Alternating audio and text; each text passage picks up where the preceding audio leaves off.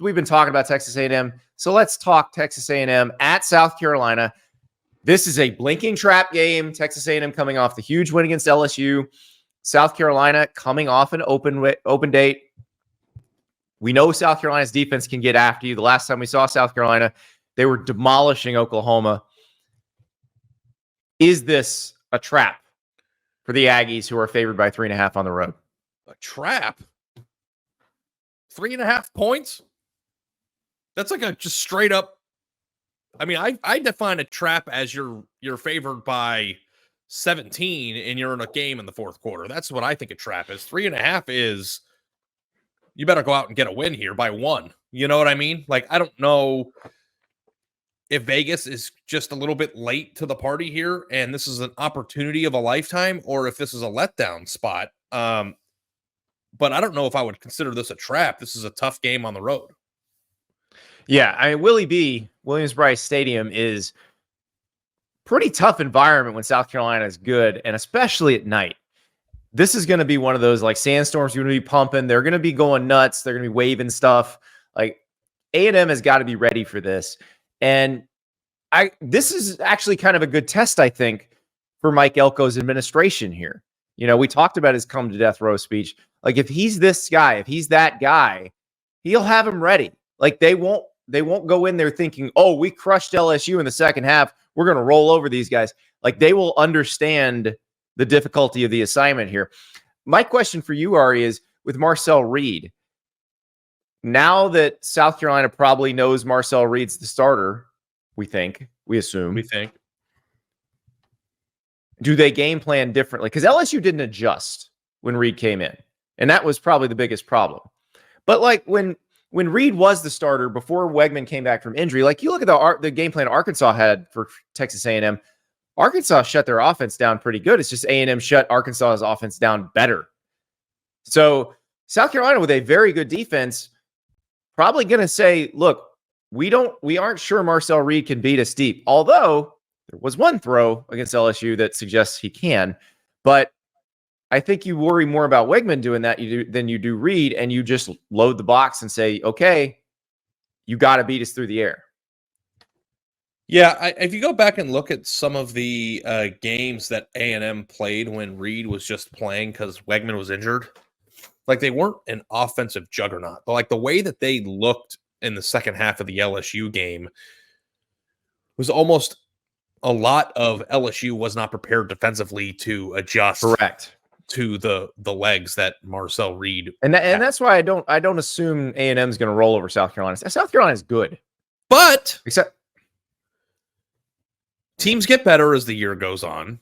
Marcel Reed did a very good job in backup duty, enough so that people were upset even when Conner Weigman started the Mizzou game. Now those angry thoughts went away when they rolled over Mizzou pretty good, but I think it's possible, too, that A&M is starting to get what they are, and the offense will rally around this spark plug. And, you know, the thought process is maybe A&M is just a much better, more built, more ready team to compete. Like, we're going to find that out this week, because if A&M is the team that we watched in the second half of the LSU game, then A&M is a team that covers the spread easily. Right? Like if A&M's a team that's in your bracketology in my field, this is the team that covers the spread easily. And when I say easily, I mean 10, 14, 17-point win potentially.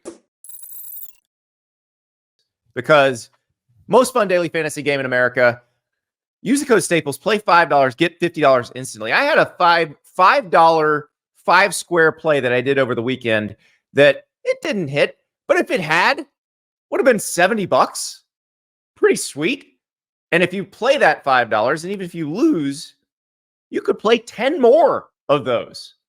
And who knows? Who knows what happens?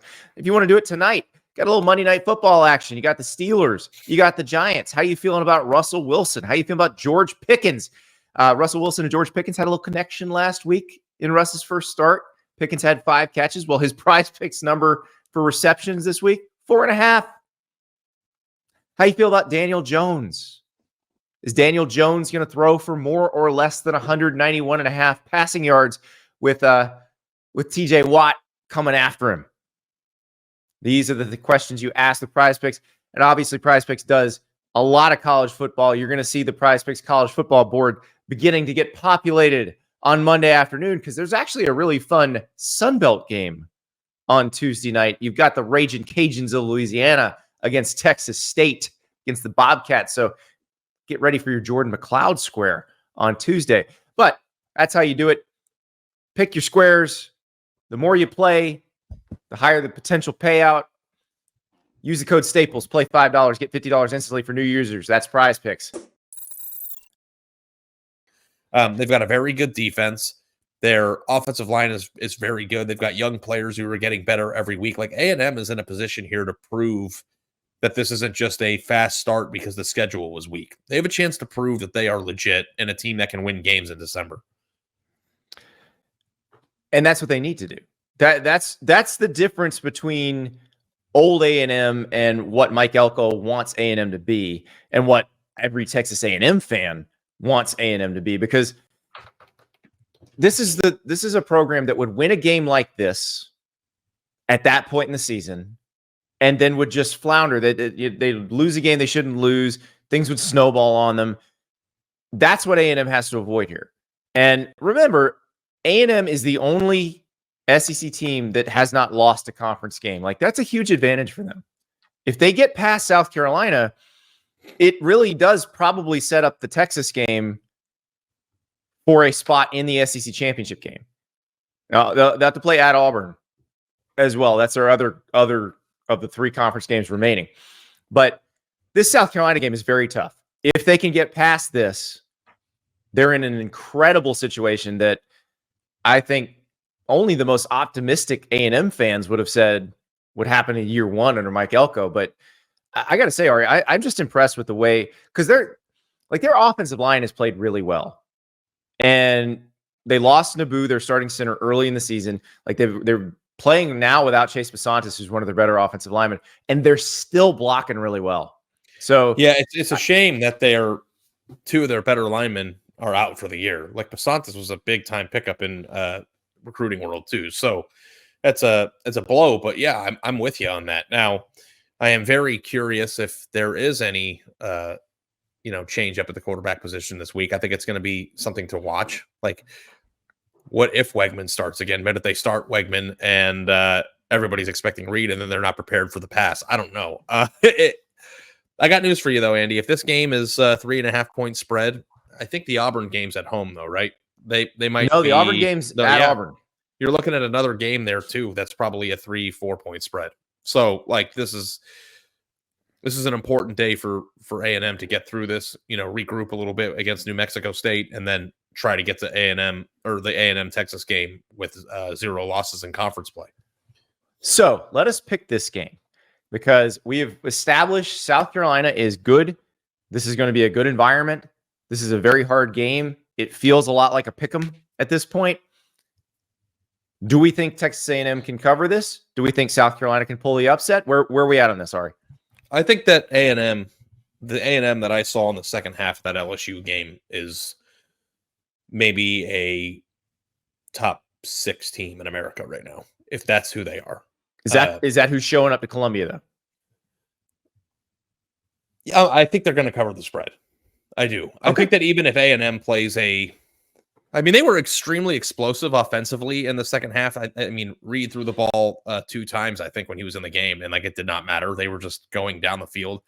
They had a 2nd and goal or whatever, 1st and goal from the 20 and still scored a touchdown. Like, they were awesome.